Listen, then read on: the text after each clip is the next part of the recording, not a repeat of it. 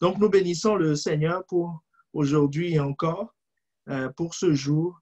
Et j'espère que tu as ton arme bien à côté, hein? Ton arme, le talent que Dieu t'a donné bien à côté. Parce que là, maintenant, quelqu'un sait que il ne se laissera pas désarmer, il ne se laissera pas voler, il ne se laissera pas désarmer ou réorienter. L'arme ne sera pas réorientée. Parce que comme on l'avait dit, on ne peut pas te déposséder de l'arme parce que de ton talent, parce que c'est Dieu qui te l'a donné. Et Dieu, dans Romains, la Bible nous dit qu'il ne se répand pas. Donc, le diable ne peut pas venir prendre possession dans le sens prendre pour partir ce que Dieu t'a donné. Mais par contre, il peut désarmer.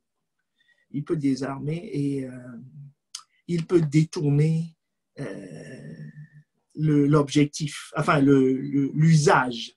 Mais quelqu'un sait maintenant que ce ne sera plus le cas dans le nom de Jésus. Mais nous allons rester sur la même thématique aujourd'hui. Que quelqu'un me dise Amen.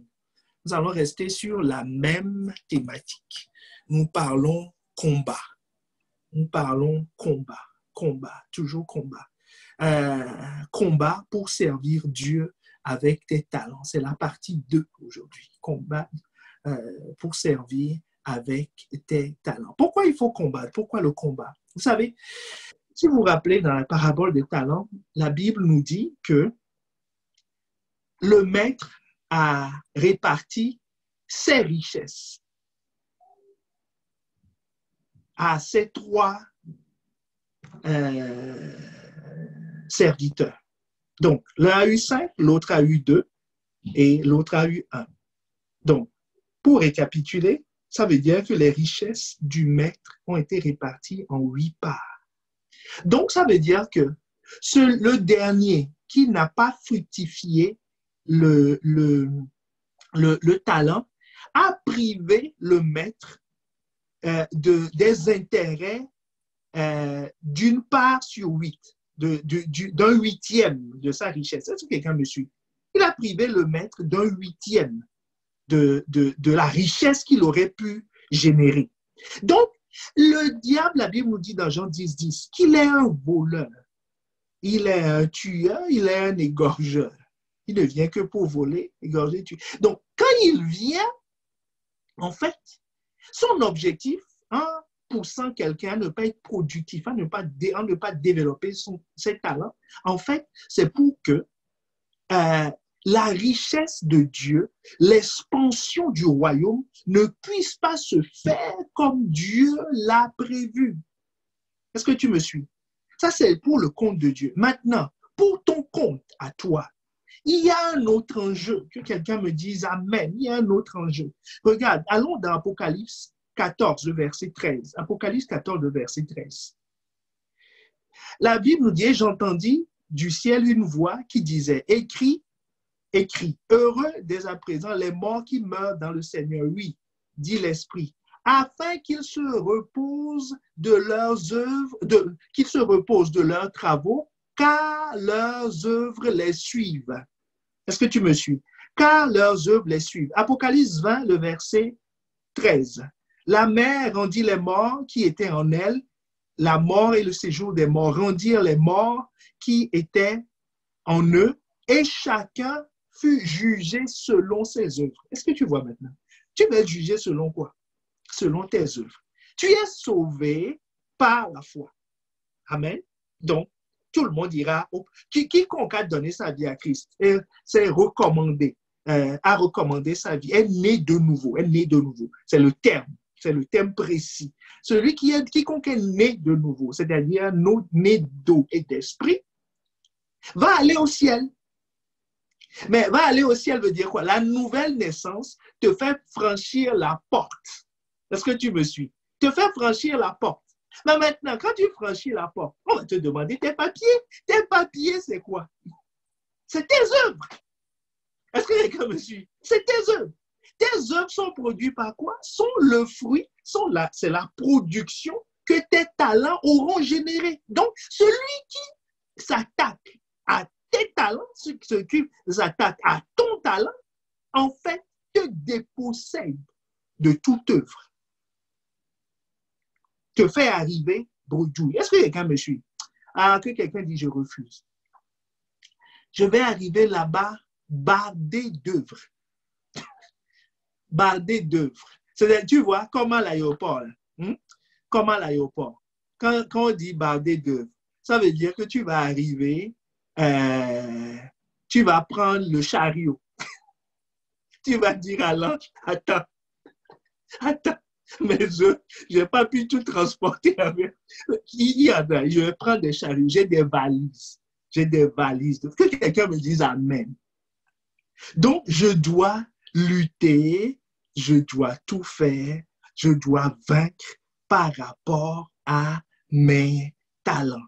L'enjeu est capital. L'enjeu est capital. Bien aimé, l'enjeu est capital. Donc, la dernière fois, nous avions commencé à voir l'histoire de Gédéon, qui est notre modèle que nous étudions. Parce que Gédéon a découvert qu'il avait des biceps de grenouille, un peu de force, qui servait, qu'il utilisait pour battre du froment, mais en réalité, l'ange, c'est-à-dire Dieu, comme le dit le texte dans Juge 6, est venu lui dire, écoute, c'est avec cette force-là, c'est avec ce talent-là que tu vas délivrer Israël des Madianites. Et nous avions dit que ton talent est une arme que Dieu a prévue. Tu vois, la jeune Esther, jolie comme ça, mignonne, c'est une âme redoutable. Que quelqu'un me dit, Amen. C'est une âme redoutable, redoutable, redoutable. Dans les mains de Dieu. Tu vois Jésus, on dit Jésus dans la crèche. Il fait, c'est une âme redoutable. Est-ce que quelqu'un me dit, c'est une âme redoutable dans les mains de Dieu. C'est une âme redoutable. Donc toi aussi, tu seras une âme redoutable dans les mains de Dieu. Quand Aman a voulu faire le génocide, tuer tous les Juifs à Suse,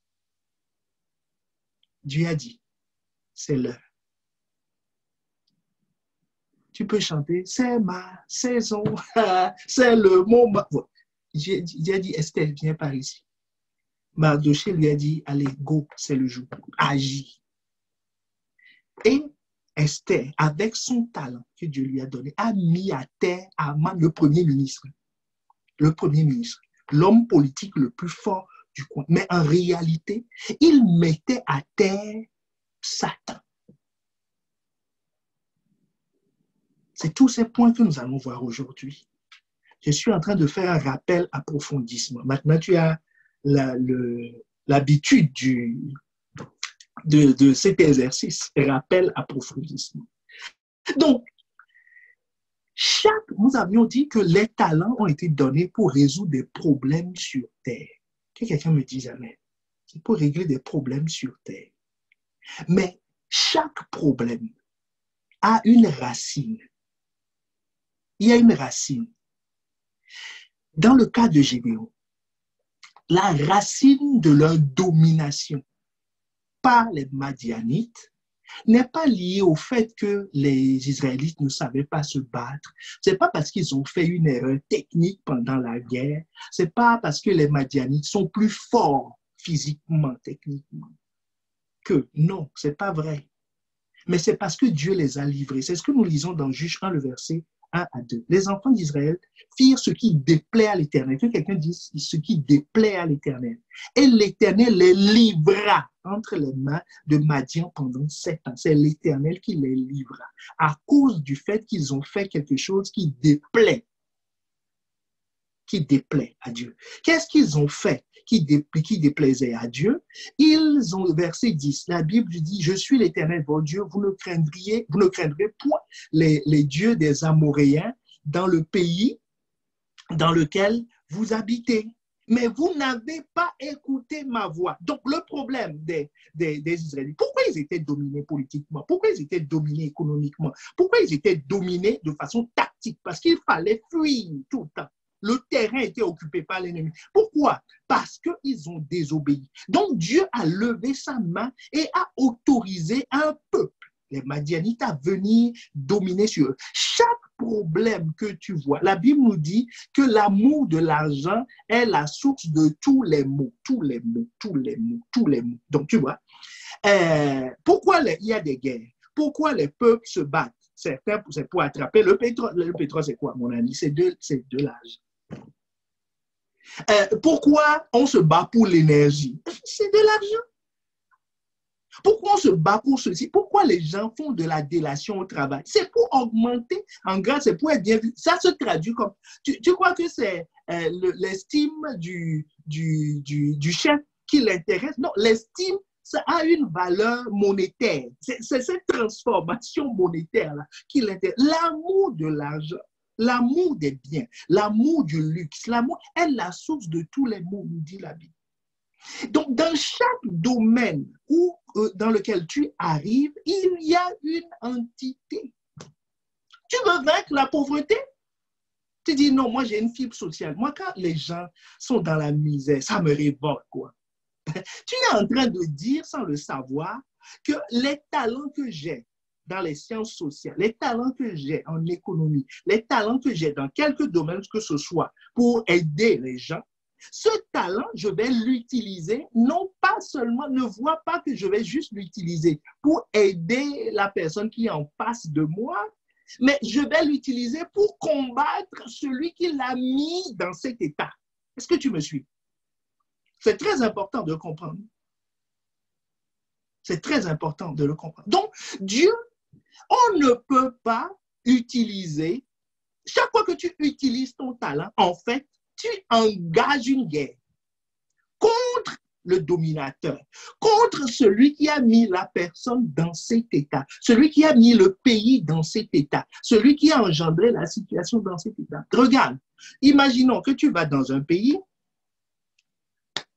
où la mafia sévit, dans un quartier chaud. Tu vas, et puis tu dis non, non, moi je suis fatigué de voir les gens désœuvrés, les dealers traîner dans la rue. Bon, n'allons même pas loin, pas dans un pays, hein, dans les quartiers chauds simplement. Voilà. Que moi, je suis fatigué. Je vais prendre tous ces jeunes-là qui traînent dans les halls d'immeubles, je vais les prendre et je vais les scolariser ou je vais leur donner des cours du soir. Tu vas bien commencer. Mais un jour, tu vas avoir un caïd. Vrai ou faux? Vrai ou faux? Fais-moi signe si tu crois que tu vas un jour rencontrer un caïd. Qui va te dire, mon gars, pourquoi tu déranges mes petits? Pourquoi? Parce que tu es en train de toucher. Tu es en train de toucher à ses mains. Tu es en train de toucher à ses bras. C'est lui qui les a. Ça l'arrange qu'il soit dans cet état. C'est la même chose pour le diable. Quand tu viens avec ton talent en disant non, maintenant ma famille doit changer.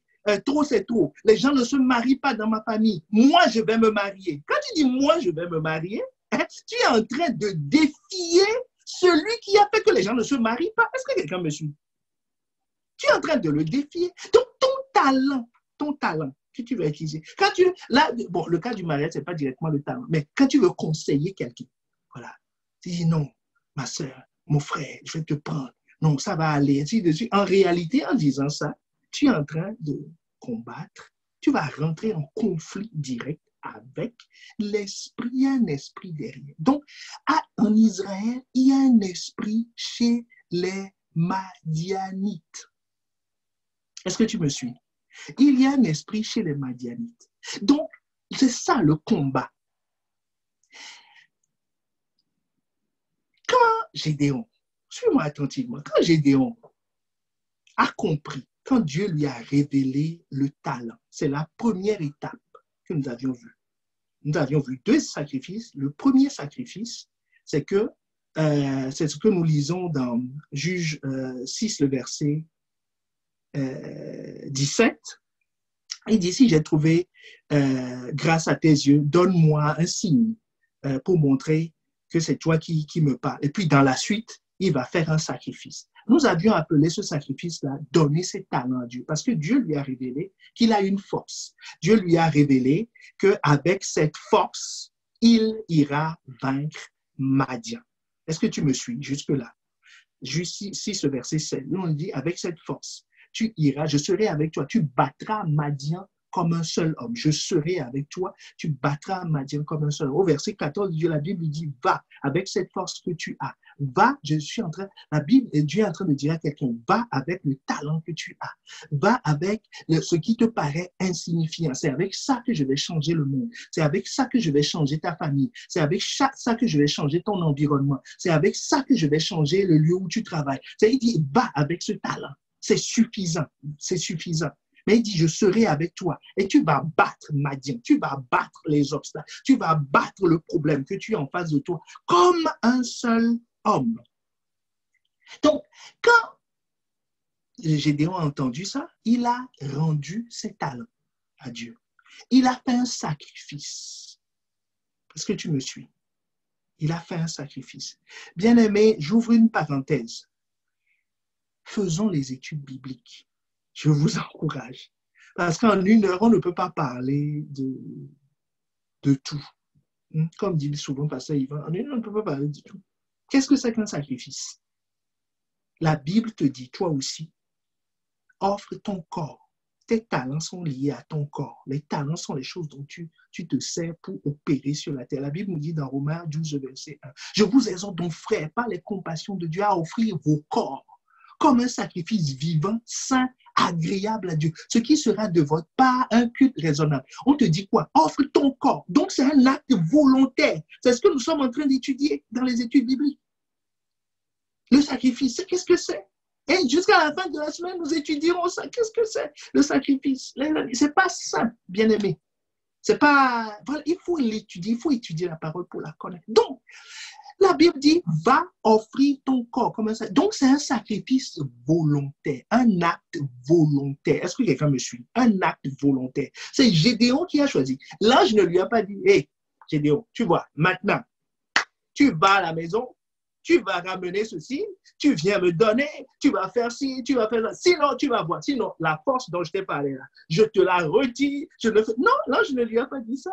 C'est lui-même qui a pris l'initiative. C'est toi-même qui prendras l'initiative. Quand tu réalises que non, je sais chanter, je sais analyser, je sais courir, je suis manuel, je suis ceci, tu dois rendre grâce à Dieu. C'est une forme de sacrifice. Alléluia. C'est une forme de... C'est toi qui dois rendre grâce. Si tu sais que Dieu t'a doté de capacités, c'est toi qui dois... C'est un sacrifice d'action de grâce. Est-ce que quelqu'un me suit? Et tu dois offrir ce talent à Dieu. C'est-à-dire, maintenant, Dieu, ça va te servir.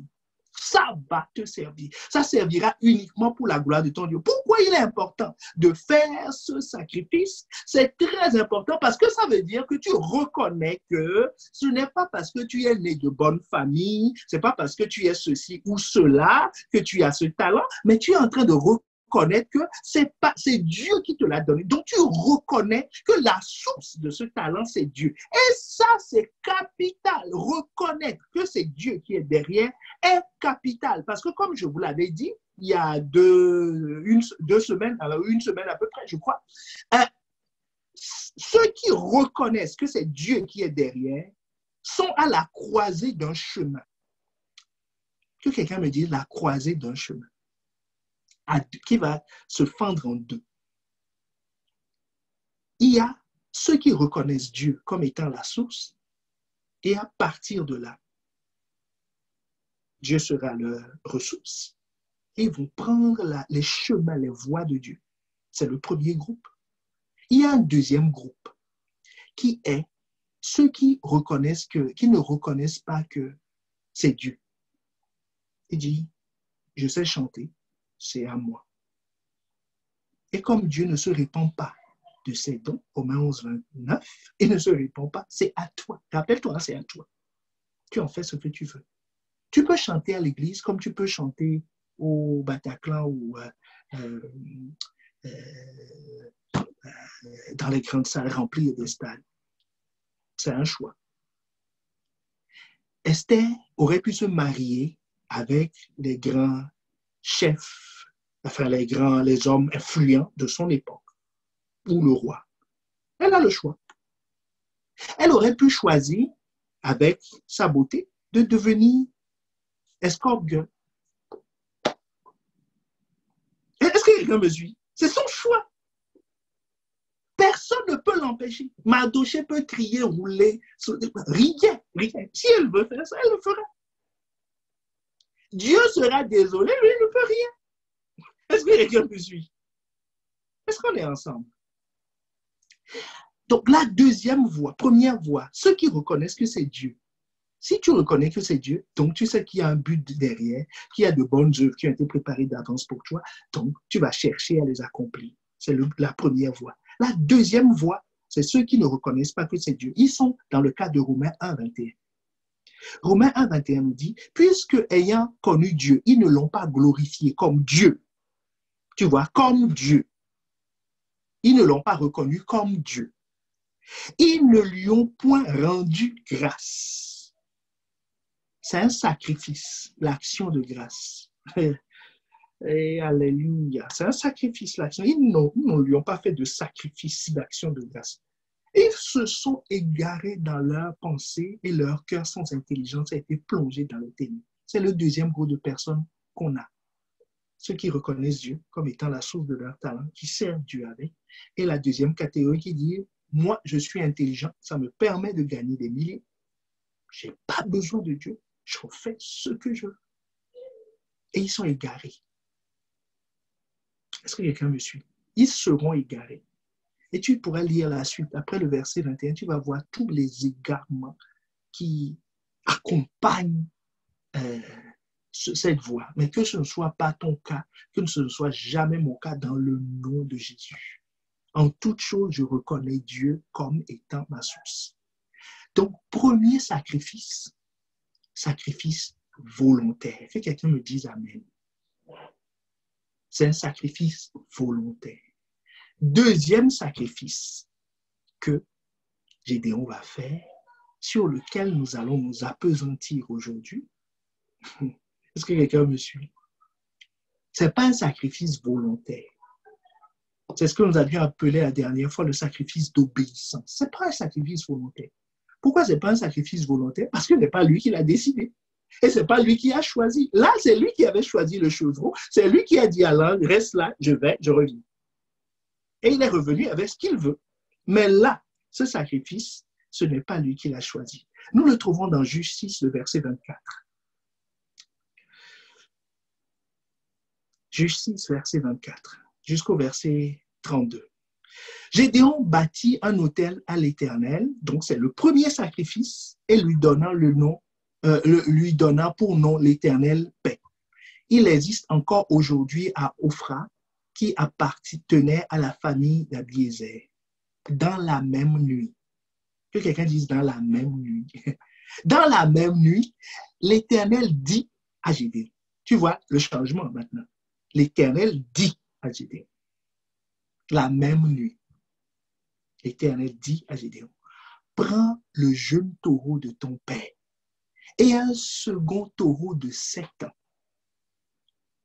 Renverse l'autel de Baal qui est à ton père. Abat le pieu sacré qui est dessus. Tu bâtiras ensuite et tu disposeras sur le haut de ce rocher un autel à l'Éternel ton Dieu. Tu prendras le second taureau. Tu offriras un holocauste. C'était l'étude biblique d'aujourd'hui. Un holocauste avec le bois de l'idole que tu auras abattu. Gédéon prit 10 hommes parmi ses serviteurs et fit ce que l'Éternel avait dit. Il fit ce que l'Éternel avait dit. Mais il craignait la maison de son père, les gens de la ville. Il exécuta de nuit et non de jour. Lorsque les hommes de la ville se furent levés de bon matin, voici, l'autel de Baal était renversé, le pieu sacré placé au-dessus était abattu, et le second taureau était offert en holocauste sur l'autel qui avait été bâti. Amen. Nous nous arrêterons là pour le moment concernant ce test. Donc, le deuxième sacrifice qu'il a demandé, Dieu. Qui a choisi les ingrédients? Dieu. Qui a choisi le lieu? Dieu. Donc, tu veux développer ton talent? Attends-toi au deuxième sacrifice. Est-ce qu'on est ensemble? Attends-toi au deuxième sacrifice. Dieu va venir, il va te dire, écoute, ça, sacrifie-le-moi. Le premier, c'est ton initiative. Le deuxième est à l'initiative de Dieu. Et il est très important. Très important. Nous allons voir pourquoi, quels sont les éléments de ce sacrifice. Dieu dit, renverse l'autel de Baal. Il y a deux idoles ici qui sont dans la maison de son père. Est-ce qu'on est ensemble? Ce n'est pas chez le chef du pays, hein. C'est la maison du père de Gédéon. Donc, Gédéon lui-même avait dans sa vie deux autels. Est-ce que tu me suis? L'autel qu'il vient de construire, qui est son action de grâce, qui est basée sur cette table, en disant, alléluia, je suis né de nouveau. J'ai des talents. Dieu m'a donné un appel. Je vais accomplir de grandes choses. Il m'a appelé pour aller aux extrémités de la terre. Il m'a confié des responsabilités. Il m'a confié des vies. Ça, c'est l'autel de Gédéon. Que quelqu'un dise l'autel de Gédéon. Mais Gédéon appartient à une maison. Il appartient à une famille. Quand on lui a posé la question, quand l'ange est venu le voir, il lui a dit, écoute, Gédéon, vaillant héros. Quelle description Gédéon a donné? Il a décliné son identité. Est-ce que quelqu'un me suit? Il a décliné son identité. Alors, on va trouver, on va lire son identité. Il a décliné son identité. Il a dit, écoute, nous sommes au verset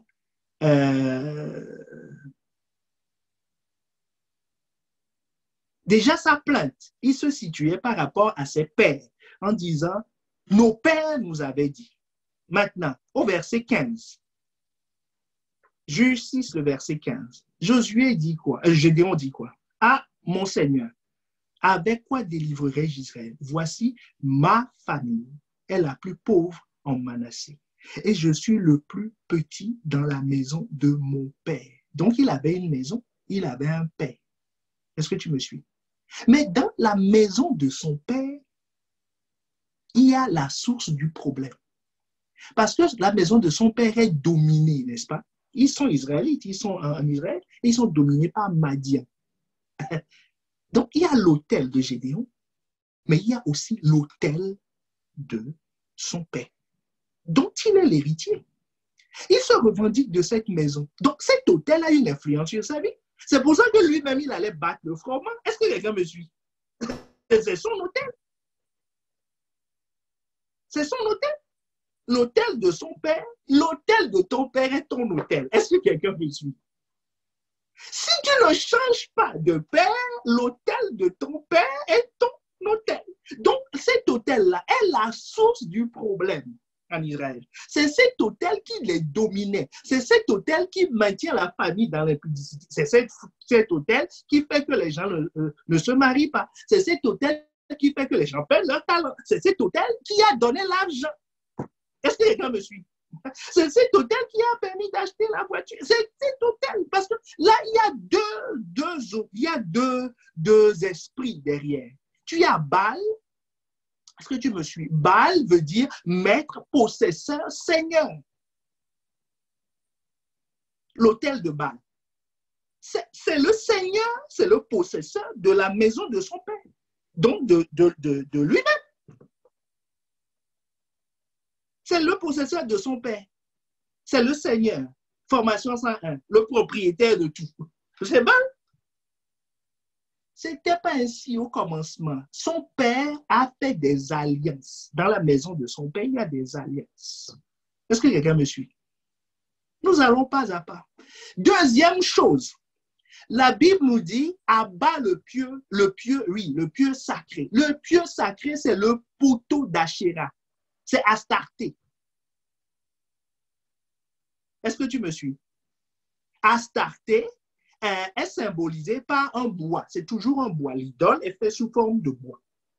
Alors, le bois, je te lis ce que dit le dictionnaire, un poteau vertical, solitaire, qui est généralement fabriqué à partir d'un bois avec les branches enlevées, était un symbole de la déesse Ashéra.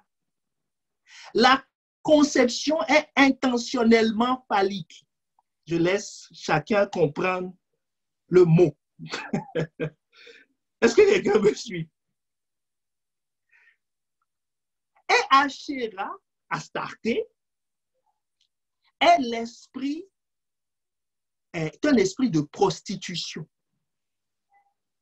Est-ce que quelqu'un me suit? Baal est devenu le père de Joas, le père de Gédéon. Donc, est devenu le père de Gédéon lui-même, était le père de Gédéon lui-même et le menait à la servitude. Est-ce que quelqu'un me suit? Et la deuxième chose, deuxième esprit qui agissait dans le coin, c'est un esprit de prostitution. J'aimerais juste dire quelques mots sur cet esprit de prostitution. Cet esprit de prostitution, la prostituée, par définition, n'a pas un homme, ou le prostitué, si vous voulez, n'a pas un partenaire. C'est ça la définition, n'est-ce pas? Bon, Moyen-Âge, mais bon, bref. En tout cas, n'a pas un partenaire.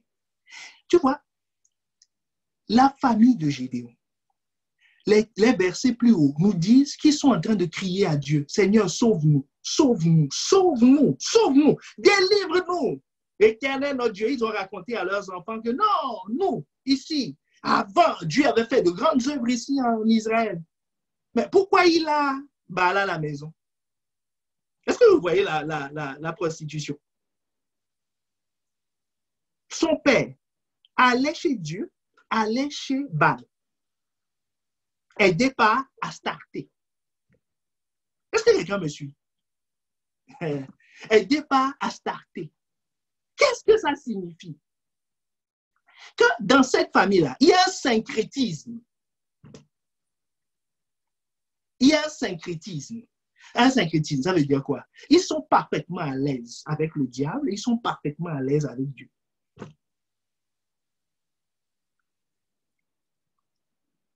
Et cette mentalité, donc la tradition des pères, est aussi dans la mentalité de Gédéon. Gédéon construit son autel de reconnaissance à Dieu et construit et laisse en place l'autel de Baal. Les deux sont dans sa vie. Avec son talent, avec mon talent, je peux servir Dieu, je peux servir le monde. Est-ce que quelqu'un me suit? Est-ce qu'on est ensemble? C'est ça la mentalité, c'est l'esprit. Il peut servir Dieu et il peut servir. Il est parfaitement à l'aise. Il l'utilise pour servir maman, obtenir des positions, grandir, faire toutes sortes de choses. Il est à l'aise avec ça. Mais en même temps, à l'église, il sert aussi avec le même zèle. Il dit, Seigneur, je t'adore. Oui, je t'adore. Il est à l'aise avec les deux. Gédéon est à l'aise avec les deux. Est-ce que quelqu'un me suit? Dieu lui dit, tu n'auras point d'autre Dieu devant ma face. Dieu demande l'exclusivité de ton talent. Il ne veut pas la voir du lundi au vendredi, ou, soyons inversons le calendrier, du vendredi soir au dimanche soir et que quelqu'un d'autre l'ait du lundi au vendredi midi. Est-ce que quelqu'un me suit? Il ne veut pas.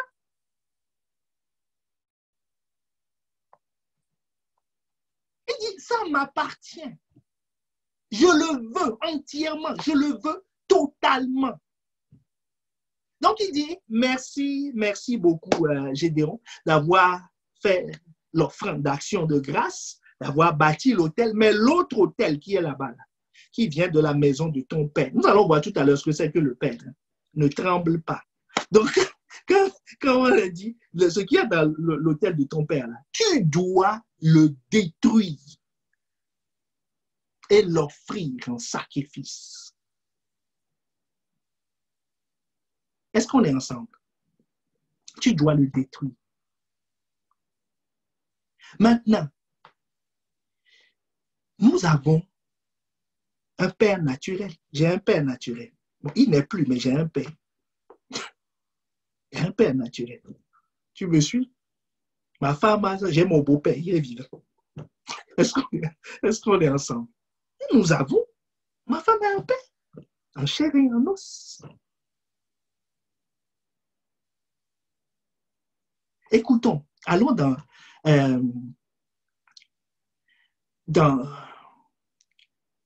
Jean 8. Jésus a une discussion sur le Père avec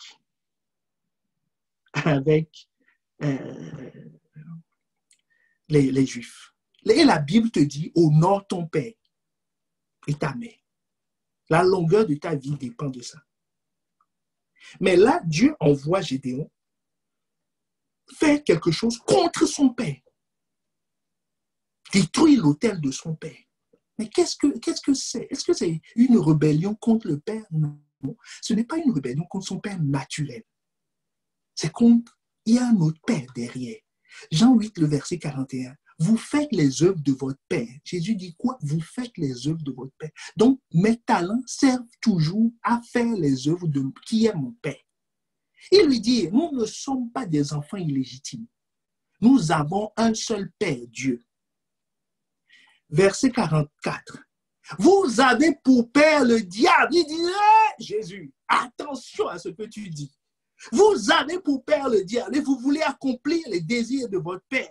Il a été meurtrier dès le commencement. Il ne se tient pas dans la vérité parce qu'il n'y a pas de vérité en lui. Lorsqu'il profère le mensonge, il parle de son propre fond car il est menteur et le père du mensonge.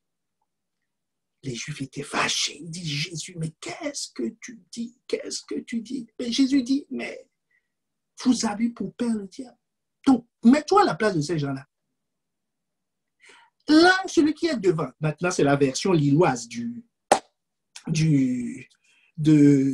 Jean 8. Mais celui qui est devant, il y a deux amis qui sont... Mais l'un dit, mais toi, ton père, c'est pas Matthieu? Il dit, mais oui, mais pourquoi il dit que moi, j'ai pour père le diable? Il dit, n'importe quoi. Et toi, ton père, ce n'est pas, supposons, Yannick qui dit, mais oui, mais pourquoi il dit que moi, j'ai... Et les deux étaient fâchés. Il dit, mais Jésus, attends, soyons sérieux. Regarde, lui, son père, c'est Matthieu. Moi, mon père, c'est Yannick. Et toi, tu dis que nous avons pour père le diable. Jésus dit, c'est bien ça. Vous avez pour père le diable. Il dit, mais comment ça?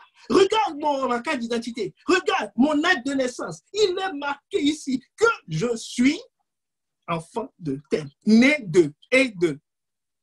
Ah, non, Jésus dit, non, vous avez un père. Est-ce qu'on est ensemble? Vous avez un père. Donc, Gédéon avait un père. Donc, tes talents peuvent être révélés, mais ton père n'est pas forcément Dieu.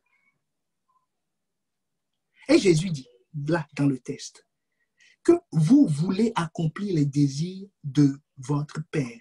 Dans Jean 8, 41, il dit, vous faites les œuvres de votre père. Bien-aimé, il y a une vérité, une révélation ici. Tes talents serviront toujours à faire les œuvres de ton Père. C'est Jésus qui le dit. Donc, si tu veux accomplir les œuvres de Dieu, tu dois avoir Dieu pour père.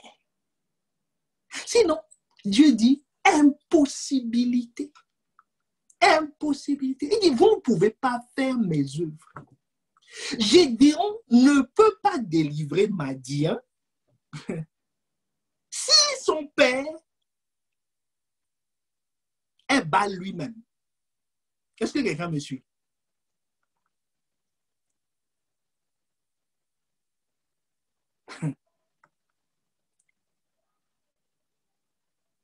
Tu es l'enfant de qui? Il faut se poser la question. Jésus dit, sans ce que tu peux faire avec ton talent, tu ne peux faire avec ton talent que la volonté de ton Père. Donc, il faut avoir le bon Père. Jésus dit, Jean 3,3.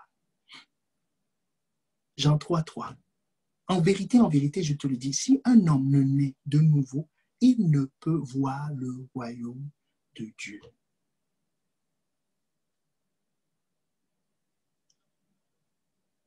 Il ne peut voir le royaume de Dieu. Le même Jésus a dit, Luc 14, verset 26, si quelqu'un veut venir à moi, s'il ne est pas son père, sa mère, sa femme, ses enfants, ses frères, ses soeurs, ainsi de suite, et même sa propre vie, il ne peut être mon disciple. Jésus lui-même a été confronté à la même situation. Au début de son ministère, ses disciples lui ont dit, mais il y a ton père et ta mère qui t'attendent. Il dit, non, mon père et ma mère, c'est ceux qui écoutent la parole et qui obéissent. C'est ça, mon père et ma mère. Lui-même, il a changé de famille. Il ne peut pas faire le ministère s'il est resté le fils de Marie et le fils de Joseph. Ce n'est pas possible. Qui est ton père? Maintenant, le point, c'est quoi? Ce père-là, nos pères naturels ne sont que l'émanation, suis attentivement, ne sont que l'émanation du Père spirituel, ne sont que les représentants physiques du Père, du Père dans le monde spirituel. Est-ce que tu me suis? Donc, nous ne parlons pas des hommes naturels. Nous parlons de celui qui est, celui à qui on obéit, celui de qui on est né, celui qui n'a pas donné sa vie à Christ, c'est ça le point, qui n'est pas né de nouveau, ne peut pas utiliser ses talents pour la gloire de Dieu, enfin, comme Dieu l'a prévu. Parce que la Bible te dit quoi? Éphésiens 2, verset 10, que les bonnes œuvres qu'il a préparées d'avance pour vous, il a préparé vous en Christ. Est-ce que quelqu'un me suit? En Christ. C'est une question de naissance. C'est en Christ. Donc, Dieu veut déconnecter par ce sacrifice. Le deuxième sacrifice va te faire combattre, va te détacher, hein? va te détacher de ton ancien père pour te transporter dans le royaume de ton nouveau père. Est-ce que quelqu'un me suit?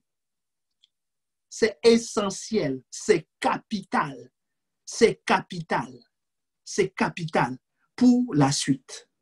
Si Gédéon ne gagne pas la bataille, cette bataille, il ne pourra pas accomplir les œuvres de Dieu. Si Gédéon ne gagne pas cette bataille, il ne pourra pas avancer. Maintenant, comment nous avons les deux autels dans nos vies? Vous savez, beaucoup se rendent compte qu'il y a des choses qui les dépassent, c'est-à-dire qui viennent, c'est la tradition des pères, c'est-à-dire des raisonnements, des façons de faire. Certains reçoivent un héritage spirituel, pas certains, nous tous, nous avons un héritage spirituel venant de la maison de nos pères. Mais le problème, c'est que nous voulons avancer, nous n'aimons pas les mauvais côtés de ces choses. C'est-à-dire, par exemple, dans cette famille, on dit non, moi, mon père, je suis fatigué, il court trop les femmes, il fait ceci. Ou il se met trop en colère, ils sont trop colériques là-bas. Ça me dérange. Mais sinon, j'aime bien l'argent. J'aime bien le confort. J'aime bien cet aspect. Alors que tout ça, on sait que c'est la même chose. Est-ce que quelqu'un me suit? Si tu me suis, dis-moi.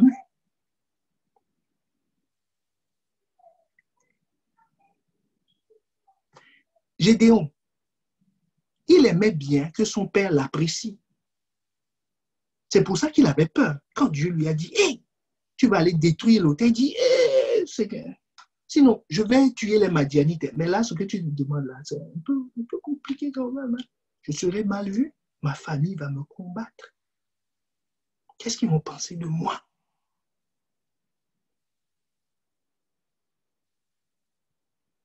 Dieu ne veut pas qu'il renie son père. Dieu veut qu'il reconnaisse juste que c'est lui sa source. Est-ce que quelqu'un me suit? Est-ce que tu me suis? Dieu veut juste que tu reconnaisses qu'il est la source. Dieu veut juste que Gédéon arrive au stade où, entre Dieu et sa famille, il choisit Dieu. Parce que ce qu'il a fait cette nuit-là, aller renverser cet autel. Les deux idoles de son père, les deux, hein, prendre les taureaux de son père, mais c'est en même temps ces taureaux. Hein. On ne va pas rentrer dedans. Mais en tout cas, prendre les taureaux. Un des taureaux, celui de 7 ans-là, c'est un taureau mature, d'après son âge. Donc, c'est un taureau qui est préparé pour le sacrifice. Lui, il va le prendre pour le sacrifier à Dieu. Donc, c'est pour ça que le matin, quand ils se sont réveillés, lui avec les 10 hommes, là, tout le monde était, ah, qu'est-ce qui va se passer? Quand ils voyaient le père, les gens rasaient les murs. Est-ce que tu me suis? Les gens rasaient les murs. Ils disaient, ça va chauffer ici parce que ça va déclencher la colère du père naturel, qui sera la colère du père spirituel. Est-ce que quelqu'un me suit? Mais Gédéon a décidé. Il a accepté que Dieu est à la première place. Donc, ça, quand tu fais ce sacrifice-là, ça t'élève au-dessus de tout. Ça veut dire qu'il est capable, on peut le chasser de la maison, il croit que Dieu pourvoira à ses besoins. Est-ce que quelqu'un me suit? Et ça veut dire que son père peut le renier. Dire, je ne veux plus te voir, tu n'es plus mon enfant. Il est prêt à accepter ça. Quel est le prix que tu es prêt à payer pour ton talent? Les gens ne veulent pas être exclus de leur communauté. On ne va pas forcément t'exclure. Vous savez, ce que je vous dis là, en relisant, en méditant ces textes, je dis merci, parce que moi-même, je l'ai vécu. C'est ma propre vie. Mais c'est jette ton pain à la surface des eaux. Tu le retrouveras. Parce qu'il y a une promesse qui est attachée à ça. Il dit, tu seras sauvé, toi et toute ta famille. Donc, personne ne se perdra. Est-ce que quelqu'un me suit? Personne ne se perdra. Personne. Personne. Jésus lui-même, quand il a fait ce choix de compter, vous voyez déjà à 12 ans, il préférait faire l'œuvre de Dieu, chercher la connaissance, plutôt que de se focaliser sur les jeux des enfants. Ou tu imagines cet enfant à 12 ans va dire à son père adoptif, il va lui dire, ne savez-vous pas qu'il faut que je m'occupe des affaires de mon père? Tu vois ça? Tu vois ça? Sa mère va dire, hey, petit, c'est ce monsieur qui t'a donné un nom. C'est ce monsieur qui nous héberge. Toi, tu viens lui dire, il faut que je m'occupe des affaires de mon père. Ça veut dire quoi, ça? Mais Jésus l'a dit. Est-ce qu'on est ensemble? Parce qu'il reconnaissait Dieu comme étant un père supérieur. Et en faisant ça, il a réglé Gédéon par ce sacrifice. Suis attentivement, par ce sacrifice, Tu règles le problème que ton talent est censé régler dans le monde spirituel. Tu règles la source du problème. Généralement, Dieu t'amène à faire ce sacrifice dans le domaine de ton appel. Est-ce que quelqu'un me suit? Gédéon a fait ce sacrifice qui l'a libéré de l'esprit de Baal et de l'esprit d'Astarté. Parce qu'il faut absolument que tu résolves le problème, que le problème soit résolu dans le monde spirituel avant que tu ne sortes ton talent. C'est ça le point. Si tu sors ton talent trop tôt, tu vas avoir des problèmes. C'est pour ça que, Seigneur, aide-nous. Si tu sors ton talent trop tôt, tu vas avoir des problèmes. David a identifié le problème spirituel avant de sortir son talent. Tu dois identifier l'esprit de pauvreté, tu dois le combattre par quoi? Ta fidélité dans les finances, ton détachement de l'argent avant de t'attaquer à ce domaine. Prendre soin des gens. Joseph a été affranchi dans son cœur du fait de chercher ses intérêts dans la prison avant que Dieu ne lui confie le peuple. Sinon, il ne pourra pas. Est-ce que quelqu'un me suit? David a dit, il a été le seul à appeler Goliath, c'est incirconcis. C'est incirconcis veut dire quelqu'un avec qui Dieu n'est pas. Quelqu'un qui n'est pas du peuple de Dieu, il a été le seul à l'avoir identifié dans le monde spirituel.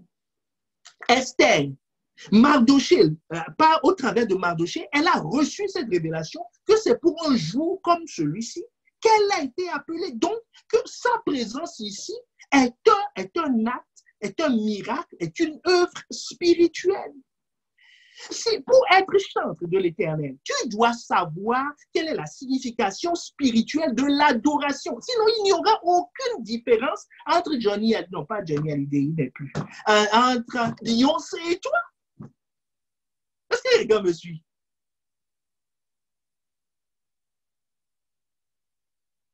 Tu veux être économiste? Comme je le disais, tu dois être affranchi, tu dois connaître les lois spirituelles des finances.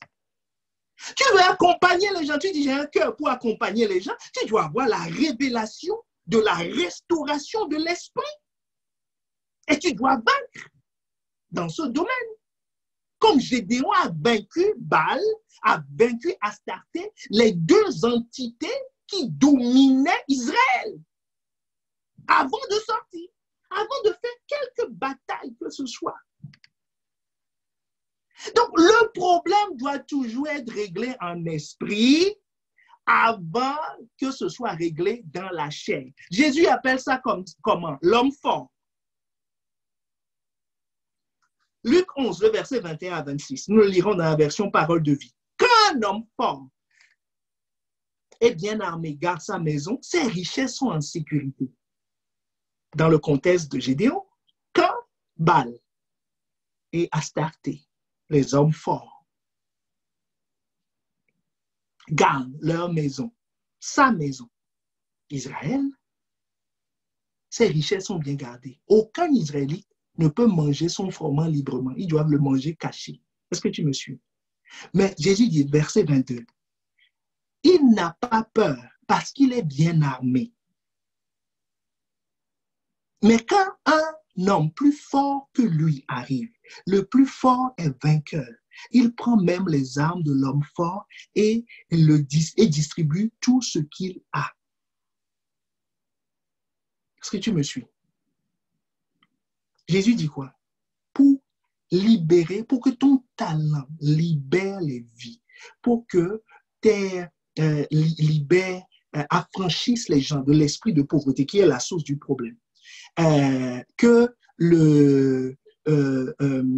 ton action sociale délivre les enfants de la pédophilie qui est un esprit d'immoralité sexuelle. Est-ce que tu me suis?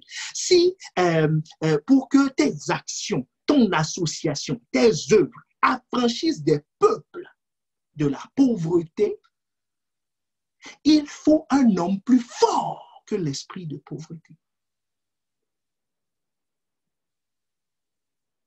Donc, Dieu doit connecter Gédéon à lui-même. C'est pour ça qu'il lui disait au verset 16, que je serai avec toi et tu battras comme un seul homme.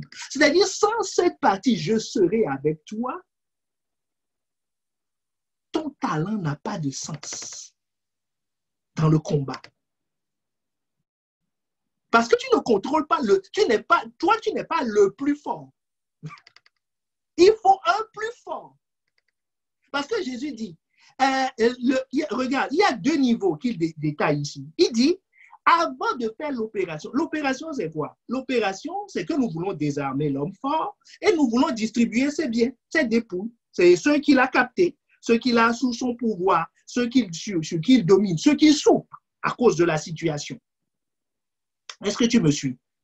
Mais Jésus dit, on ne commence pas l'opération comme ça. La première phase de l'opération, c'est d'abord de lier l'homme fort. Sinon, si tu rentres dans sa maison, c'est ça qui fait que les gens utilisent les talents.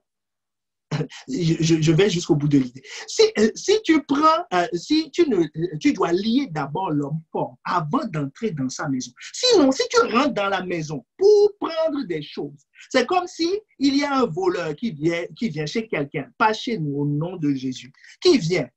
Le propriétaire est assis au salon, il va dans la cuisine pour aller prendre ses affaires, ou tu es assis au salon, il vient prendre la clé de ta voiture, il va au garage, il démarre la voiture, tu vas te laisser faire.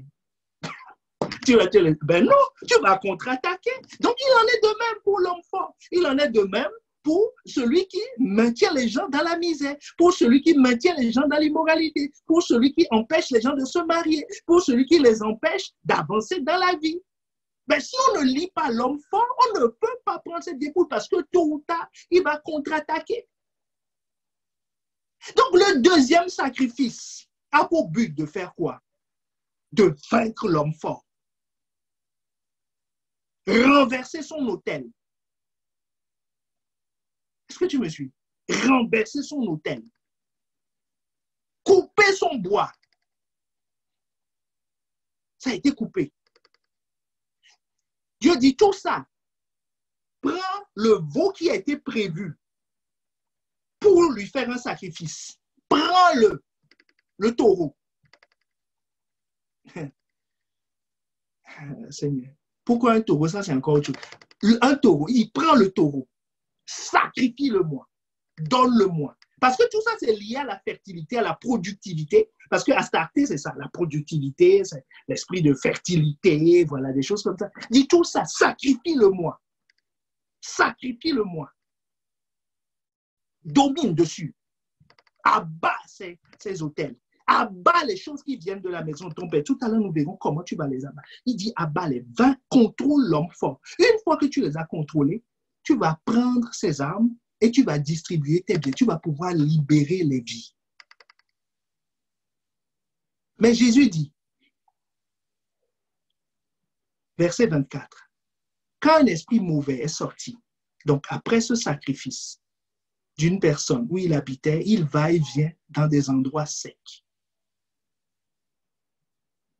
Il cherche un lieu pour se reposer, mais il n'en trouve pas. Alors il se dit, je vais retourner dans la maison que j'ai quittée. Il y retourne, il voit que la maison est balayée et bien en ordre. Alors, il va donc chercher cet autre esprit, encore plus mauvais que lui. Il entre et s'installe dans la maison et après cela, la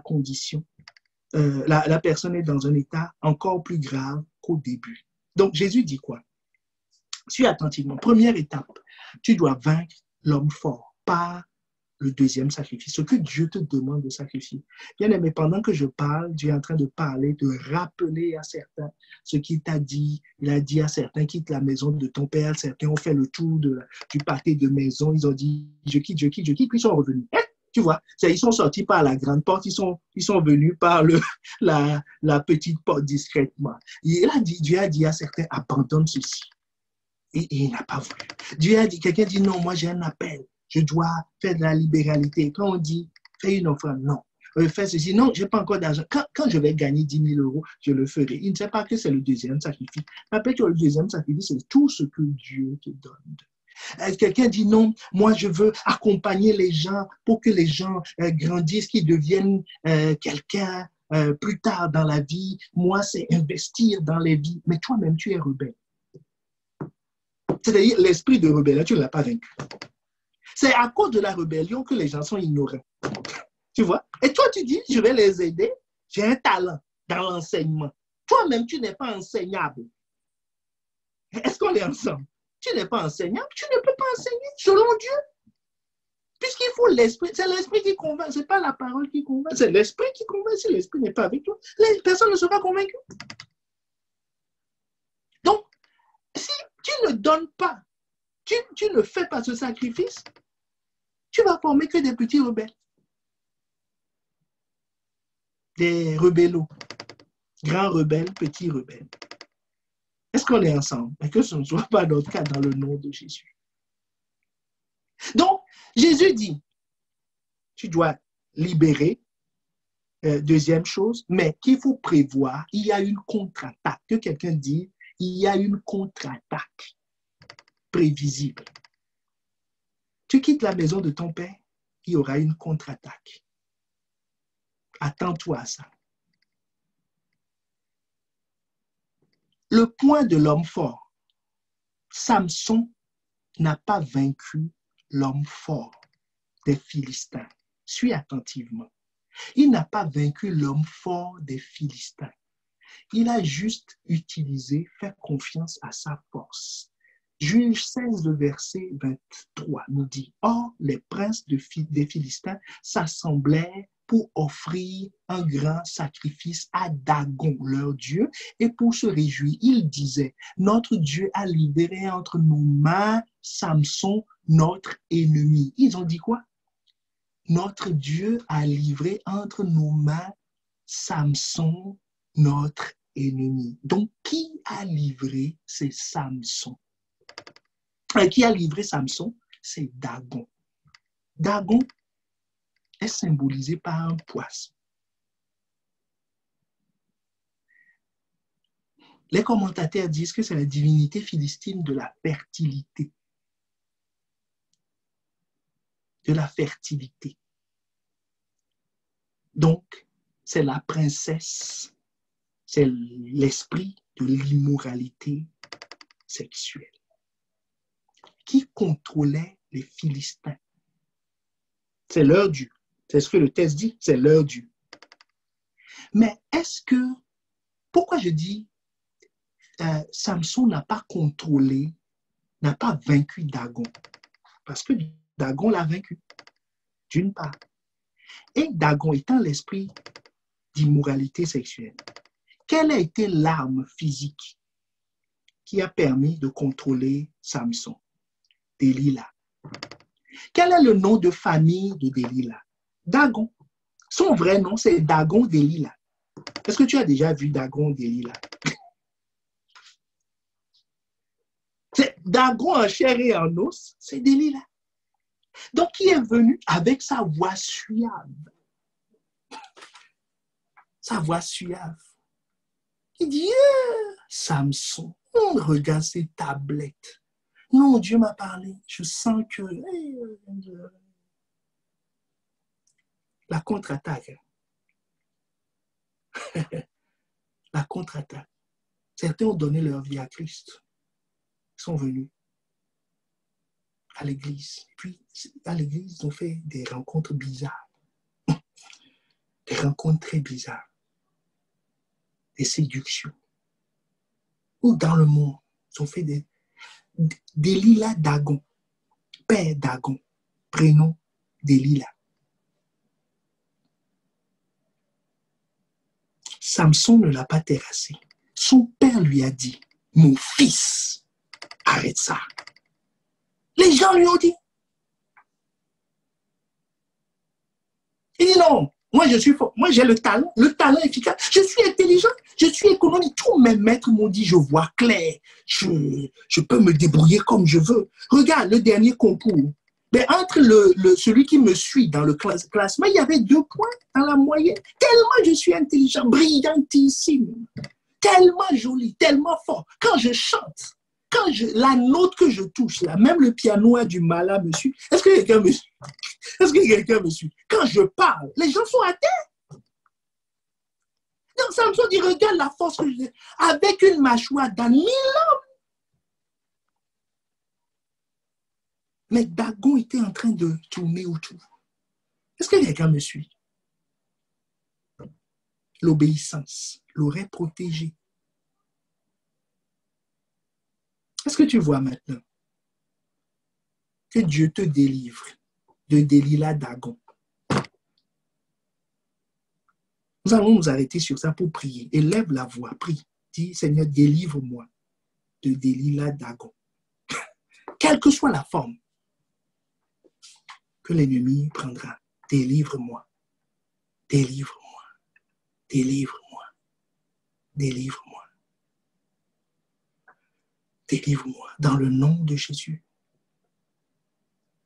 Gédéon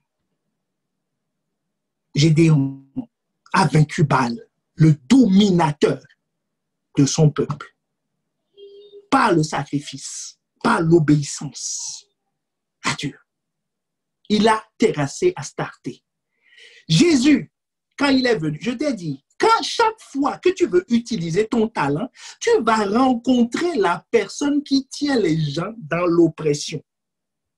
Qui est la source du problème, tu vas le rencontrer. Jésus, quand il entra dans le ministère, quand le Saint-Esprit a rendu témoin, le Père a rendu témoin, celui-ci est mon fils bien-aimé, Matthieu 3, Matthieu 4, verset 1. Alors Jésus fut amené par l'Esprit dans le désert pour être tenté. Il a rencontré qui? Tenté le diable. Le diable l'a rencontré.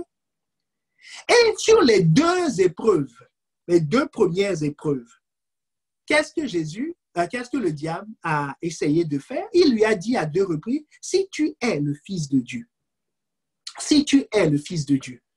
C'est-à-dire, il veut tester quoi? Sa filiation. Il veut le déconnecter de son père parce qu'il sait qu'il accomplira les œuvres de son père. C'est pour ça que le diable attaque ce domaine, pour que nous ne sortions pas des schémas hérités de nos pères. Nous allons voir tout à l'heure la solution. Nous ne sortions pas du schéma et que nous restions dans les habitudes, attachement affectif, attachement idéologique en pensée et attachement spirituel. Quand il a testé deux fois en disant, si tu es le Fils de Dieu, parce qu'il veut le déconnecter de son Père, Jésus a résisté. Si tu résistes à ça, la contre-attaque sera quoi? La contre-attaque, c'est qu'il est revenu la dernière fois. Il ne lui a plus dit, si tu es le Fils de Dieu, il va te proposer un deal. Le deal, c'est quoi? Restons sur les deux sacrifices. Ton talent peut servir tes intérêts. C'est quand même toi, quoi. Dieu ne va pas s'immiscer dans toute ta vie. Tu as quand même des qualités, tu es bien apprécié des gens, mais tu peux faire ceci, tu peux faire cela, mais fais-le. Mais tout ce que moi je te demande, c'est ne viens pas trop sur mon terrain, c'est-à-dire adore-moi, quoi. Continue à m'offrir les sacrifices d'action de grâce, à reconnaître que tu es quand même quelqu'un, que tu es important, qu'on doit t'honorer, tu vois, que pour chaque service rendu, on doit t'élever, hein, tu vois, on doit reconnaître. Hein, il dit c'est tout ce que je te demande. Mais sinon, c'est Dieu. Mais de temps en temps, demande à être valorisé, quoi. Dit qu'on te reconnaisse, que c'est pas normal, ceci et cela, qu'on sache que c'est quand même toi. Si c'est pas toi, les choses ne fonctionneraient pas. Rends-moi un peu la gloire, quoi. Voilà, c'est tout. Il a proposé à Jésus. Jésus a dit non. Jésus a dit non. Et toi aussi, que Dieu t'accorde de dire non. Premièrement, l'attaque frontale. Déconnecte-toi du Père. Ne te déconnecte pas du Père. Dis non, quand même. Il y a des avantages, il y a ceci, il y a cela. Tu ne vas pas renier, tu ne vas pas faire ci, tu ne vas pas faire ça. Et puis, si tu dis non, je vais le faire. Non, Dieu pourvoira à mes besoins. Quand on dit Dieu pourvoira à mes besoins, c'est que je ne tiens plus ma gloire de ça. Je précise bien, je ne tiens plus ma gloire de ça. Je ne tiens pas ma fierté de l'héritage des pères. Je ne renie pas, je ne dis pas non, à partir d'aujourd'hui, papa et maman, asseyez-vous là. Je vais vous dire une vérité. Il n'y a plus rien entre nous. Hein? Non, c'est pas ça. Mais dans mon cœur, je n'ai plus la fierté de ce nom. Je ne dis pas, tu sais, chez nous, chez les motifs, on n'est pas n'importe qui. Ah, tu vois, nous, c'est un niveau minimum. Tu vois la voiture, tu vois la maison. Tu sais, on n'est pas n'importe qui, nous, des relations. Nous, on est bien élevés. Chez nous, quoi. Tu vois, dans mon pays, tu vois, toutes ces manières. Non, je ne tire pas ma fierté de ça. Je tire ma fierté du fait que je suis né de Dieu, qu'il est mon Père, c'est tout. C'est ce dont on parle. Maintenant, comment combattre, comment sortir efficacement de ces liens? Je vais te donner 3 clés. Nous allons prier. Comment combattre efficacement? Quelles sont les armes que tu as pour sortir de tous les liens que l'ennemi veut tisser pour que tu aies 2 autels? Comment entendre Dieu efficacement pour qu'il désigne et pour que tu aies la force d'obéir à ce qu'il dit? Comment combattre efficacement? Quelles sont les armes que tu as? Première arme, la prière.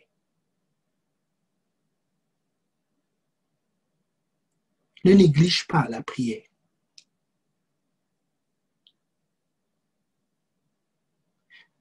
Tu as ton talent. Dieu t'a montré que tu es là. Il dit, avec cette force, je ferai quelque chose. Prie. Prie. Prie. Prie encore.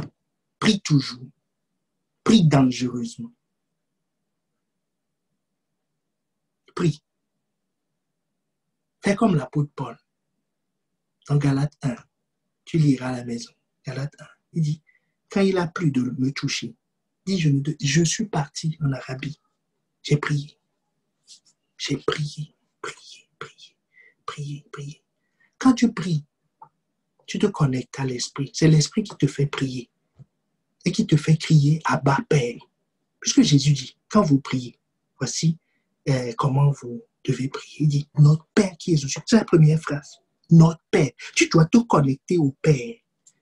Parce que, regarde, Romains 8, verset 15, vous n'avez pas reçu un esprit de servitude pour être encore dans la crainte, mais vous avez reçu un esprit d'adoption par lequel nous crions Abba Père. Nous avons reçu un esprit d'adoption par lequel nous crions Abba Père.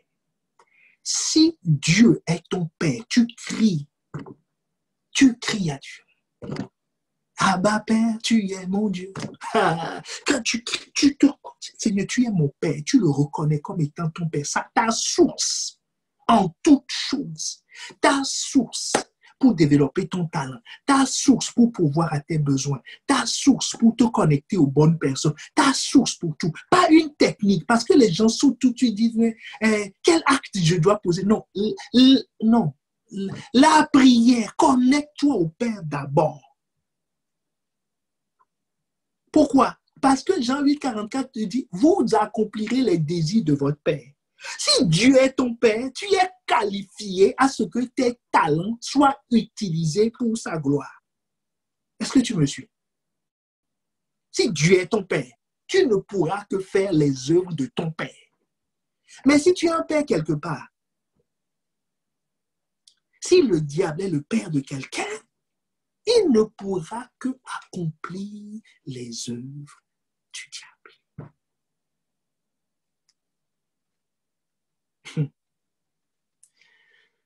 Donc, pas de changement d'œuvre, pas de nouvelles œuvres. Pas de changement de père, pardon, pas de nouvelles œuvres.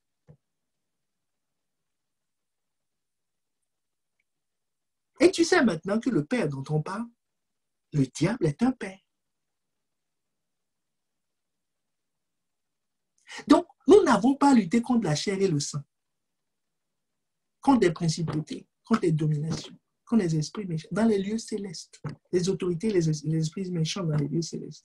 Donc, la prière, c'est la prière qui permet de faire les œuvres de Dieu. Si notre Église ne prie pas, nous n'allons pas pouvoir accomplir notre destinée. C'est pour ça que nous prions dangereusement, collectivement, individuellement. C'est pour ça que dans ton travail, tu dois prier. Si tu es sur le champ de ton appel, tu dois prier. Dans tout ce que tu fais, tu dois prier, prier, prier, prier, prier, prier. Tu as des enfants, tu es mère, tu es père, tu as une famille. C'est quelque chose que Dieu t'a donné. Prie! Prie d'abord. On va parler des techniques. Je t'ai dit, nous, mais on est spécialistes du développement personnel des techniques. Mais prie d'abord. Prie dangereusement. Deuxième chose à faire, jeûne. Et il faut jeûner. Il faut jeûner pour ta vie. Aussi, nous jeûnons collectivement, mais tu dois jeûner individuellement. Vous savez, moi, chaque semaine, je jeûne, je fais mon jeûne en dehors du jeûne de l'église. Tu dois jeûner. Pourquoi? Parce que la Bible te dit, Matthieu 17, verset 21, mais cette sorte de démon ne sort que par la prière et le jeûne. Donc, bien-aimé, il y a des niveaux de combat où la prière doit être associée au jeûne. Est-ce qu'on est ensemble? Nous sommes dans le combat pour la destinée. Et il faut jeûner, chercher Dieu. Qu'est-ce que le jeûne produit aussi? Ésaïe 58, le verset 6. Voici le jeûne auquel je prends plaisir. Détache les chaînes de la méchanceté. Dénoue les liens de la servitude. Le jeûne fait quoi? Dénoue les liens de la servitude. Renvoie libre les opprimés. Et que l'on rompe toute espèce de joug. Toute espèce de joug. Le joug de Baal qui était sur la vie de Gédéon peut être rompu. Jeûner, c'est des sacrifices. Hein. Ça rentre dans le grand lot des sacrifices que nous sommes en train d'étudier. C'est un sacrifice, une privation pour Dieu. Tu offres ton corps en sacrifice en faisant ça. La prière, c'est un sacrifice. Est-ce qu'on est ensemble? Et il faut jeûner. La prière et le jeûne préparent l'accomplissement du plan de Dieu. Pourquoi? Parce qu'en priant, en jeûnant, tu es en train de dire quoi? Que ton règne vienne. Que ta volonté soit faite. Ça permet la libération de la puissance divine pour chasser les esprits qui veulent limiter, qui veulent voler, qui veulent désarmer. L'homme fort en question, l'homme fort dans chaque situation, dans le domaine de ton... J'ai dit non, mais moi je croyais que je vais aller travailler juste, tu vois, je sifflote, j'arrive, je ne fais rien, mais non. Ton lieu de travail est un lieu de combat. Celui qui veut dominer là, qui sème la zizanie dans le lieu de travail, c'est un esprit de discorde. C'est comme ça que ça s'appelle. Est-ce que quelqu'un me suit? Le lieu où tu vas servir, c'est un esprit. La personne qui raconte des choses sur les gens, qui pourrit l'ambiance au milieu, voilà, c'est un esprit. Le jeûne et la prière. Et la prière. Troisième clé, la connaissance de la vérité. Jean 8, 32. Vous connaîtrez la vérité vous affranchira. Vous connaîtrez la vérité. Et la vérité vous affranchira. Dans la version parole vivante, vous comprendrez la vérité et la vérité fera de vous des hommes libres. Donc, celui qui connaît la vérité est un homme affranchi de tout lien, est libre pour servir, n'a d'autre maître que Dieu, n'a aucun lien. Ces liens seront coupés. Il sort de l'ignorance. La mort n'a rien sur lui. N'a aucun pouvoir sur lui. Selon Osée 4,16.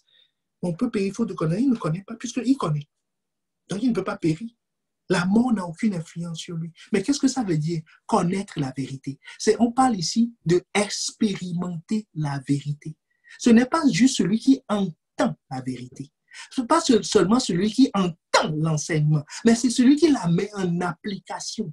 C'est l'arme anti-contre-attaque. Celui qui comprend et qui met en application la vérité, il est affranchi. La Bible nous dit dans Matthieu 7, 24, c'est pourquoi quiconque entend ces paroles que je dis et les met en pratique sera semblable à un homme prudent qui a bâti sa maison sur le roc.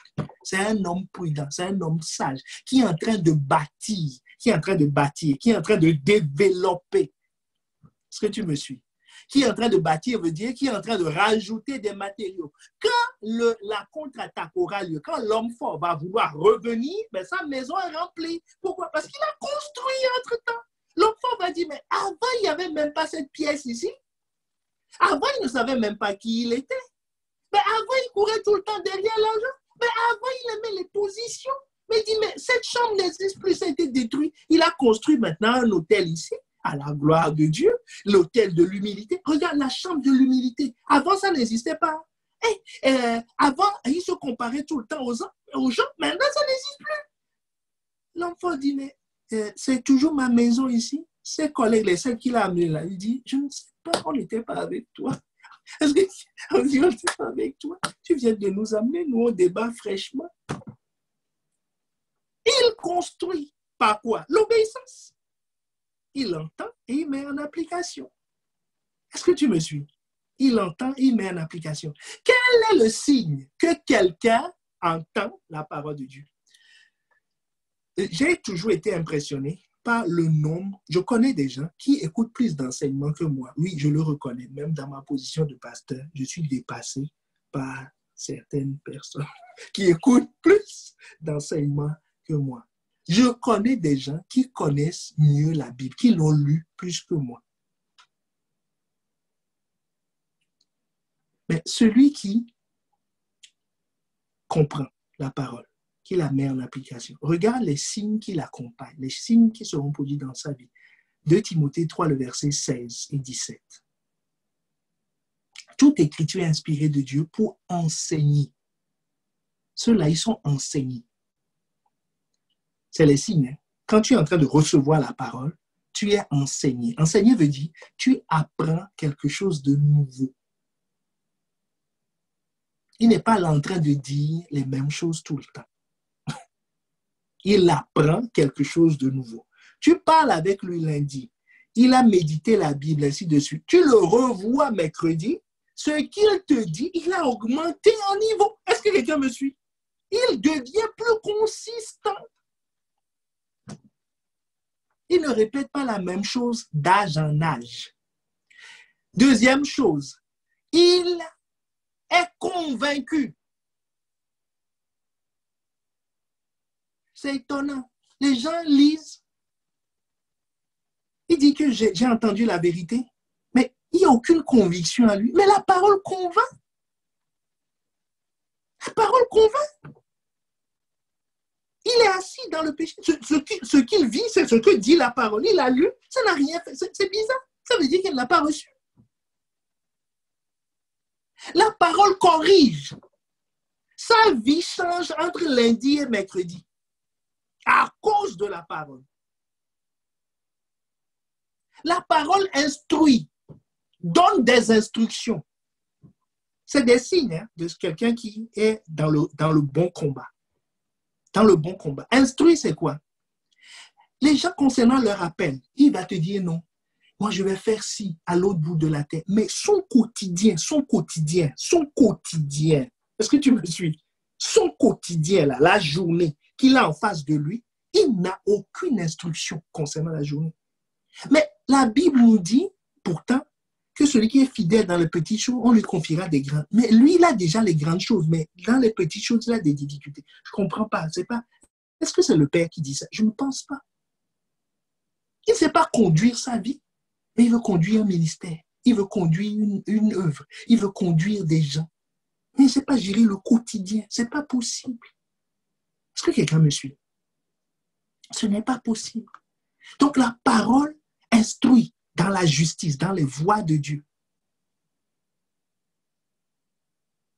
La mise en application de la parole est capitale. Celui qui met en application la parole est toujours vainqueur et a vaincu le diable, quelle que soit sa nature.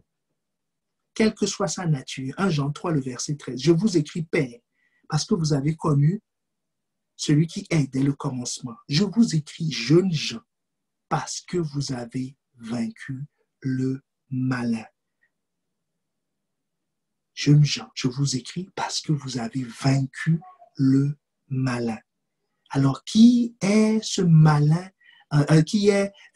Qui sont ces jeunes gens dont nous parlons?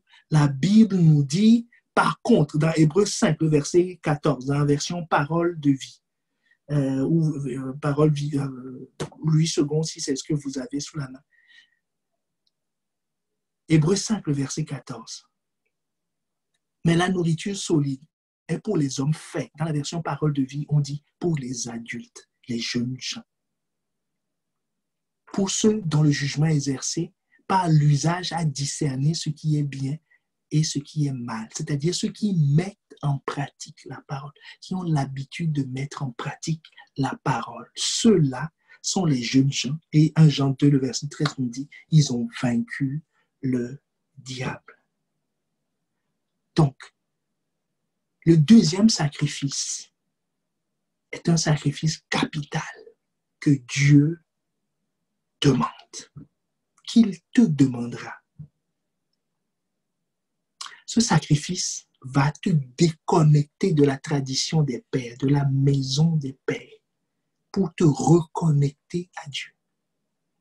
Parce que on n'accomplit que les désirs de son Père.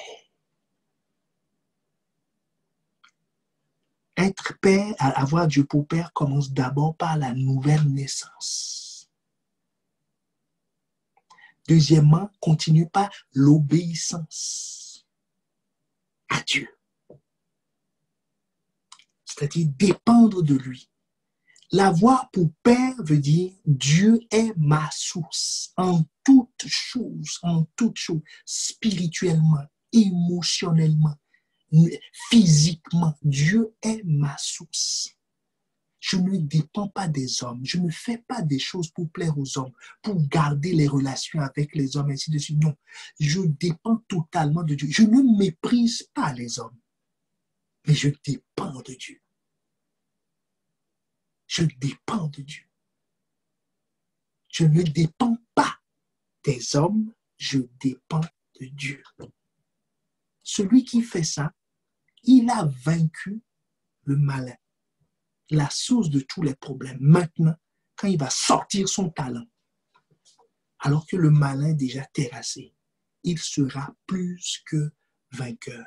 Que ce soit ton cas dans le nom de Jésus. Dans le nom de Jésus. Nous allons incliner nos têtes. Nous allons incliner nos têtes. Tu vas juste incliner la tête et commencer à prier, à rendre grâce. À rendre grâce, rendre grâce, rendre grâce à Dieu. Rendre grâce à Dieu. Rends grâce à Dieu pour ce qu'il t'a donné aujourd'hui. Rends grâce. Rends grâce à Dieu. Rends grâce à Dieu. Parce qu'il veut te connecter à la source des sources. Il veut t'établir comme étant d'abord son enfant, établir ce lien. Parce qu'à partir de là, tu accompliras ses œuvres. Tu accompliras ses œuvres.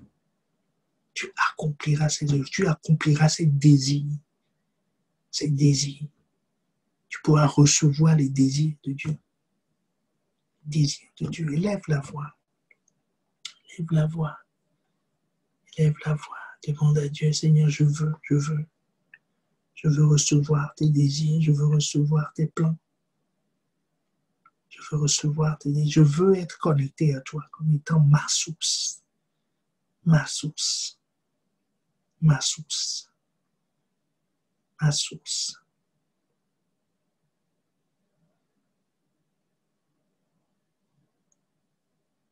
Plusieurs maintenant peuvent élever la voix par rapport aux choses que Dieu t'avait déjà demandées.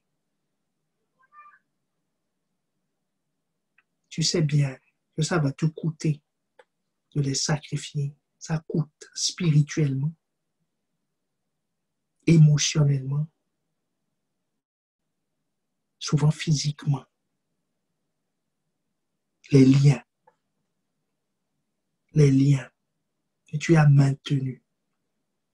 Tu sais que ça ne, c'est pas la volonté de Dieu. Mais tu te dis, je ne peux pas faire autrement. Mais en réalité, tu dis, je ne veux pas faire autrement. C'est ce que Dieu entend. Je ne veux pas faire autrement. Parce que ce qu'il dit doit être exécuté. Il te l'a dit. Tu le sais. Après, tu as peut-être fait semblant de ne pas bien entendre. Des fois, on revient dessus, on dit, oui, mais il y a ceci. Est-ce que c'est vraiment la volonté? Mais tu le sais. Tu le sais. La Bible nous dit cette même nuit, Dieu a dit à Gédéon, il va prendre le taureau de 7 ans. Il y a ce taureau, c'est papa, il tient. Il dit, oui, mais c'est ça, prends-le. L'autel de Baal, détruis-le. Parce que tu es héritier de ces choses. Et c'est la source des problèmes, tu le sais. Et le poteau, l'idole, l'Astarté, doit être sacrifié. C'est à toi de le faire. Dis non, Seigneur, je vais bâtir un autre autel d'action de grâce pour te célébrer pour les grandes choses que tu fais dans ma vie. Il dit oui, je sais, mais tu n'auras pas d'autre Dieu devant ma face. Tu n'auras pas d'autre source devant ma face. Je veux qu'il y ait un seul autel, un seul lieu de communication entre le ciel et la terre, un seul lieu d'approvisionnement dans ta vie. Il dit, c'est moi. Alors il lève la voix. Si tu veux être sincère avec lui, et dis à Dieu, Seigneur, je sais que c'est toi qui me parles, que cette chose-là, je dois la laisser maintenant. Je dois l'abandonner maintenant. Je dois te le remettre maintenant. Et en plus, je sais que ces choses-là, mes frères et sœurs dans la chair qui ne sont pas convaincus vivent la même chose. Mais moi aussi, je le vis, mais ce n'est pas normal. Ce n'est pas normal. Ce n'est pas normal. Je veux me connecter à toi. Je veux me connecter à toi. Je veux me connecter à toi. Bien-aimé, élève la voix. C'est un moment très, très important. Très important. Très important. Reconnais Dieu comme étant ta source. D'autres, leur père. Vous savez, le père, ce n'est pas forcément celui qui t'a mis au monde. Ce n'est pas forcément ça. Leur père, c'est autre chose. Leur père, c'est leur position. Leur père, c'est tel avantage. Leur père, c'est telle personne. Ils disent de cette personne, sans lui, sans elle, je ne peux vivre. Leur père, c'est ça. C'est-à-dire leur source. Elle est là-bas. Certains, c'est une chose. Leur père, c'est la reconnaissance. On doit reconnaître que je suis là. On doit reconnaître que je suis ceci. Tout le monde doit savoir. Certains, leur père, c'est un plaisir. C'est eux-mêmes, c'est leur image. C'est leur source. Le père, c'est la source. De la source vient la ressource. Tu ne peux pas avoir la capacité de Dieu d'une source qui n'est pas Dieu. Tu ne peux pas être motivé par le fait d'accomplir une chose. Certains sont juste motivés pour développer leur talent, juste pour prouver quelque chose, pour se prouver quelque chose, que je suis capable. Cette chose devient ta source. Mais ma source, c'est Dieu. C'est lui qui rémunère. C'est lui qui doit dire bon et fidèle serviteur. C'est lui qui apprécie.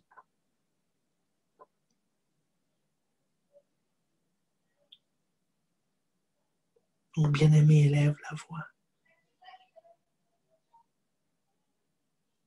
et offre un sacrifice de tes lèvres, sacrifice de vœux à Dieu maintenant. Seigneur,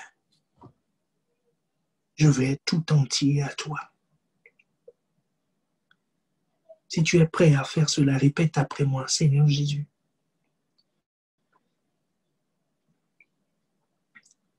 Il ne peut y avoir d'autres dieux dans ma vie. Il ne peut y avoir d'autres sources. Tu es ma source. Père, tu es ma source.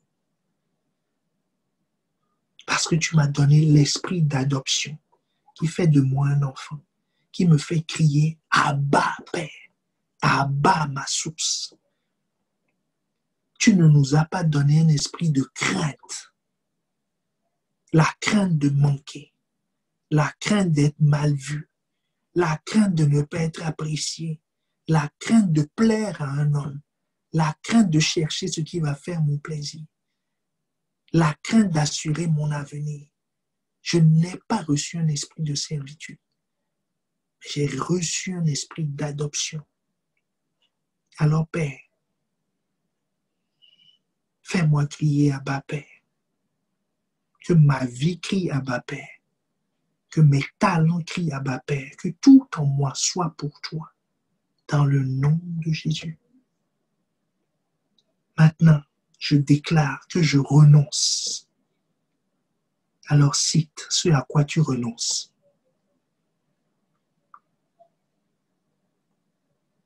Cite. Cite. Pour quelqu'un, son père, c'est la paresse. Ne rien faire. Ne rien faire. C'est lui qui dit, c'est ça qui conduit sa vie. Élève la voix. Renonce. Cite les choses. Dieu t'entend. Quelqu'un, c'est la position. Quelqu'un, c'est la peur de manquer. C'est ça qui te motive, qui est ta source, qui te donne la ressource pour tenir.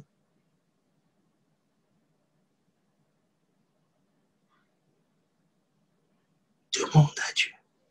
Renonce. Renonce à ces choses. Sacrifie-les. Renonce. Détruis ces autels. Dans le nom de Jésus. Dans le nom de Jésus. Amen. Seigneur, je prie maintenant pour les libérations. Seigneur, je prie pour que la vie de prière de quelqu'un prenne son envol à partir d'aujourd'hui. Je prie pour que la vie de jeûne, de consécration de quelqu'un prenne un nouvel envol. Que la connaissance, c'est-à-dire la méditation de ta parole dans la vie de quelqu'un prenne son envol maintenant, comme jamais auparavant. Toute contre-attaque de l'ennemi, toute nouvelle visite est vouée à l'échec dans le nom de Jésus. Seigneur, quiconque a jeté son pain à la surface des eaux le retrouvera. Le retrouvera selon ta parole. Selon ta parole. Nous le retrouverons au centuple. Quiconque a renoncé à un père, quiconque a renoncé à une mère, quiconque a renoncé à un frère, quiconque a renoncé à un bien, quiconque a renoncé à une position, quiconque a renoncé à un sentiment, quiconque a renoncé à quoi que ce soit, conformément à ta parole, le retrouve au centuple. Ici, dans ce monde et dans le monde à venir, que toute la gloire te revienne. Seigneur, merci de ce que tu bâtis ton Église. Tu nous établis sur des fondations solides, inébranlables, inébranlables, inébranlables, inébranlables, inébranlables. Merci Seigneur. Que toute la gloire te revienne au nom de Jésus. Amen.